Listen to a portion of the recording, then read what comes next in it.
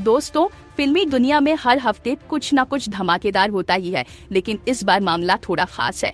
2025 की सबसे बड़ी मानी जा रही फिल्म वॉर 2 का नाम तो आपने सुना ही होगा, और दूसरी तरफ है कूली, एक साउथ इंडस्ट्री का बड़ा नाम। दोनों फिल्मों की रिलीज एक ही समय पर है और अब बॉक्स ऑफिस पर दोनों आमने सामने हैं। अब तक की कहानी कुछ ऐसी है। वॉर 2 में पहली बार साउथ के सुपरस्टार जूनियर एनटीआर को लिया गया है। तेलुगु इंडस्ट्री में उनका स्टारडम किसी शेर से कम नहीं। जैसे ही वॉर 2 की तेलुगु एडवांस बुकिंग कल रात शुरू हुई, साउथ में हलचल मच गई। लगा जैसे कोई बड़ा शेर जंगल में उतर आया हो। लेकिन अफसोस, फिल्म की बाकी टीम ने प्रमोशन और मार्केटिंग में कुछ ऐसी गलतियां कर दी कि यह शेर भी पिंजरे में फंस गया। सबसे दिलचस्प बात यह है कि वॉर 2 का तेलुगु में रिएक्शन हिंदी से कहीं ज्यादा अच्छा है। यानी जहां फिल्म का हिंदी ऑडियंस पर असर धीमा है, वहीं तेलुगु में लोग ज्यादा एक्साइटेड हैं। लेकिन हिंदी बेल्ट में फिल्म का हाइप उम्मीद से कम है। असल में हिंदी ऑडियंस के पास पहले से ही एक और बड़ी फिल्म मौजूद है, कूली। शुरू में लगा था कि कूली बनाम वॉर 2 की लड़ाई बस नाम की होगी, क्योंकि वॉर 2 के पास पावरफुल कास्ट और RRF का ब्रांड था। लेकिन नतीजे उल्टे निकल रहे हैं। दोस्तों, आपको जानकर हैरानी होगी कि कूली न केवल वॉर 2 से आगे निकल चुकी है, बल्कि 2025 की नंबर 1 फिल्म बनने की रेस में भी है। अगर पहले दिन की एडवांस बुकिंग को देखें, नॉर्थ, साउथ, ईस्ट, वेस्ट हर जगह कूली ने जबरदस्त शुरुआत की है।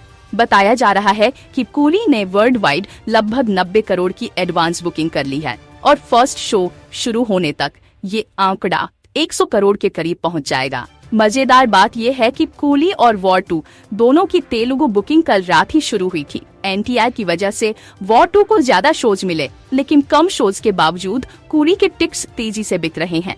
तेलुगु में कूली के शोज वॉर 2 से जल्दी भर रहे हैं और इसका क्रेडिट कोई सिर्फ रजनीकांत सर को नहीं, बल्कि नागार्जुन को भी दे रहा है। तेलुगु स्टेट्स में कूली डबल डिजिट ओपनिंग लेने जा रही है। दूसरी तरफ हिंदी बेल्ट में वॉर 2 के लिए हालात उतने अच्छे नहीं हैं। रिपोर्ट्स के मुताबिक वॉर 2 अब तक नेशनल लेवल पर हिंदी तेलुगु मिलाकर लगभग 4 लाख टिकट्स बेच पाई है। वहीं कूली पूरे भारत में 13 लाख टिकट्स क्रॉस कर चुकी है, जिसमें हिंदी सिर्फ 30,000 है, क्योंकि नॉर्थ में इसके ज्यादा शोज नहीं दिए गए। फिर भी कूली की एडवांस बुकिंग लगभग 29 करोड़ के आसपास है। इसके मुकाबले वॉर 2 की एडवांस 11 करोड़ पर है, जिसमें हिंदी से सिर्फ 6.5 करोड़ का योगदान है। अब एक और चौंकाने वाली बात सुनिए। 2019 में आई वॉर 1 ने पहले दिन 53 करोड़ की ओपनिंग ली थी, जिसमें से 51 करोड़ सिर्फ हिंदी से थे। वहीं वॉर 2 हिंदी में 30 करोड़ टच करने के लिए भी संघर्ष कर रही है। भले ही कूली का हिंदी डे 1 कलेक्शन 10 करोड़ तक भी मुश्किल से पहुंचेगा, लेकिन वर्ल्ड वाइड आंकड़ों में दोनों के बीच का अंतर 50% से कम नहीं होगा। पहले जहां लोग सोच रहे थे कि वॉर 2 हिंदी में 80-90 करोड़ और तेलुगु में भी इतना ही करेगी, अब प्रेडिक्शन सीधे आधा होकर 100 करोड़ वर्ल्ड वाइड पर आ गया है। गिरावट के कारण तो सवाल है, ऐसा क्या हुआ कि वॉर 2 का चार्म फीका पड़ गया? म्यूजिक में कोई खास पकड़ नहीं, प्रमोशन टाइम पर न होना, इन सब ने मिलकर फिल्म का हाइप कमजोर कर दिया।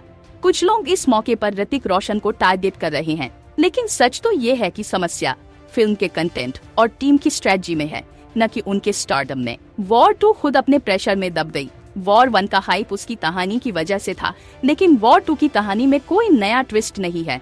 और हाँ, जिन्हें ऋतिक पर शक है वो क्रिश फोर्ता इंतजार करें, फिर रिकॉर्ड्स की बात करेंगे।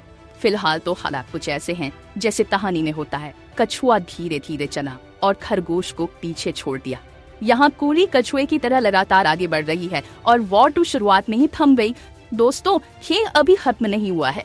हिंदी ऑडियंस अगर चाहे तो गेम पलट भी सकती है।